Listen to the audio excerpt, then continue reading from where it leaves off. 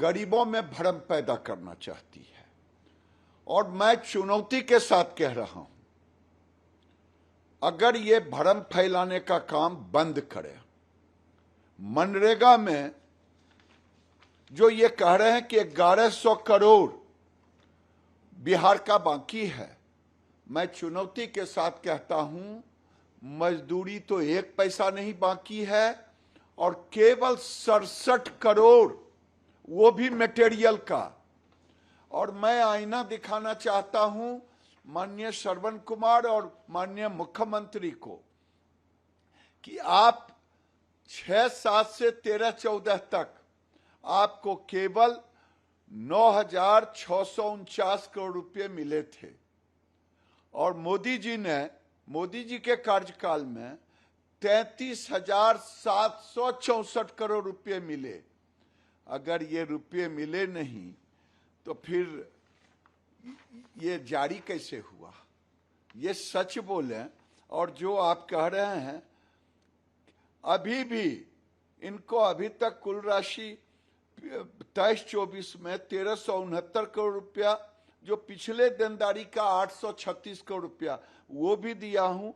केवल चालू वित्तीय वर्ष में नरेगा सॉफ्ट के अनुसार सामग्री की निधि केवल 67 करोड़ बकाया है। ये झूठ के सिवा और कुछ नहीं है। मैं आने वाले दिन में ये जो हमारा विभागीय है, विभाग को बदनाम करने की जो साजिश है, जो नरेंद्र मोदी की सरकार को जो बदनाम करने की साजिश है, इसका पर्दाफाश ये हो रहा है और चुनौती के साथ हो रहा है। इसलिए बिहार सरकार बौखलाहट में है, कोई काम नहीं की है, हत्या हो रहा है, उसको संभाल नहीं रहे हैं, तो लोगों को डाइवर्ट, खास करके मजदूरों में। मजदूर को तो हमने एक उन्नति स्कीम चला है, उसमें जो 100 दिन जिसका पुर जाता है उसके लिए ट्रेनिंग का पैसा है 3 महीने तक का, और उसको स्टाइपेंड भी 3 महीने का। ये नहीं चाहते कि बिहार की सरकार वहां मजदूरों को अस्थाई रोजगार, सस्टेनेबल रोजगार मिल सके। ये क्या बोलेंगे? इनको हिम्मत है तो इसका जवाब दे दें, जो मैं कह रहा हूं इसका जवाब दे दें। सर, क्या लगता है कि क्योंकि सरकार जल्दी होने वाले हैं 24 के, India alliance Nitish Kumar follow कर रहे हैं, ये आरोप लगा रहे हैं, बिहार के लोगों में भ्रम फैलाना चाहते हैं, बिहार के मजदूरों में भ्रम फैलाना चाहते हैं। इसलिए मैं कह रहा हूं, और क्योंकि इन्होंने आज समाज में इनके प्रति निगेटिव अप्रोच है, सरकार के प्रति निगेटिव सोच है, इनकी विश्वसनीयता गिर रही है, इसीलिए ये ऐसे बकवास कर रहे हैं। जिस तरीके से देश के प्रधानमंत्री लगातार ये बात कह रहे हैं कि भारत की जमीन पे चीन नहीं आया है, ना ही उनके सैनिक आए हैं, जबकि सच्चाई कुछ और है। यहाँ के लोग सच बताते हैं कि चीनी सैनिक भी यहाँ पर आए थे, जमीन भी उन्होंने कब्जाई है। तो एक बार दोबारा से उन्होंने चीन का जो लद्दाख का मुद्दा जमीन का चीन के साथ उठा दिया। सर, ये जब भी कोई मामला उठाते हैं भारत को बदनाम करने के लिए, सेना को अपमानित करने के लिए, इन्हें याद होना चाहिए कि इनके नाना जी ने 34,000 वर्ग किलोमीटर जमीन इन्होंने छोड़ दी, और संसद में बोला कि ये कंकड़ पत्थर है। लेकिन मोदी जी के कार्यकाल में सड़कें भी बन रही है बॉर्डर पर, और काम भी हो रहा है। और इनको इतना तक नहीं हुआ, उसी लद्दाख में हमारे सैनिक अभी शहीद हुए, उनसे जाकर के मिलते और जरा उनको भी ये समर्पित करते अपनी श्रद्धा सुमन। लेकिन इनको तो केवल देश को बदनाम करना है। मोदी जी को गाली देते देते ये देश को गाली दे रहा है।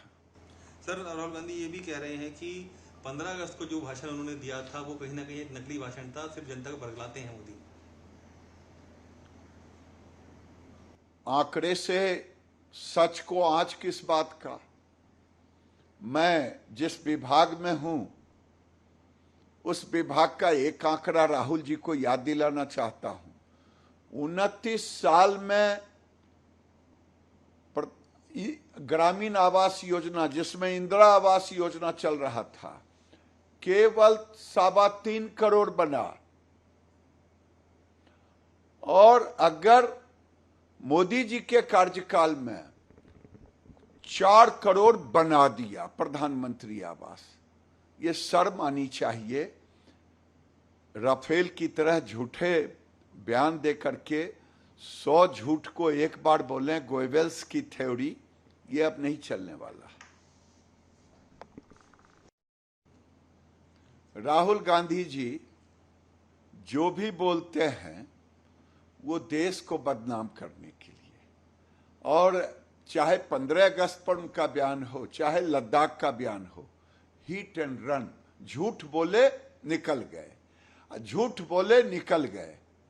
ये एक तरह से झूठ बोलने की महारथी अपने में ले लिया है और देश को बड़गलाने की कोशिश करते हैं। चाइना के सबूत इनको हैं कि चाइना के लिए कितना ये प्रिय है। इन्होंने पैसा लिया, किस मुंह से बोलते हैं? नाना ने इतने 1000 किलोमीटर सुपुर्द कर दिया और अभी बोलते हैं। अभी जाके देखिए, एक पार्लियामेंट में उनके रक्षा मंत्री ने कहा था कि हम वो चाइना बॉर्डर पर सड़क इसलिए नहीं बनाते कि चाइना इरिटेट होगा, हम नहीं करना चाहते। मोदी ने छाती तान के कहा कि सड़कें बनेगी और सड़क बन रहे हैं।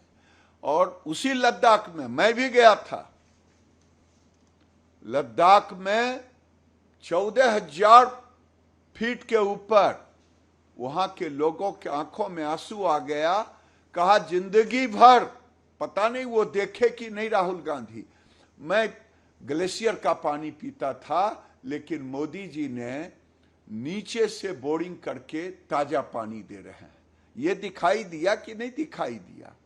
इन्होंने विकास किया नहीं, केवल देश को बदनाम करना, मोदी जी को गाली देना।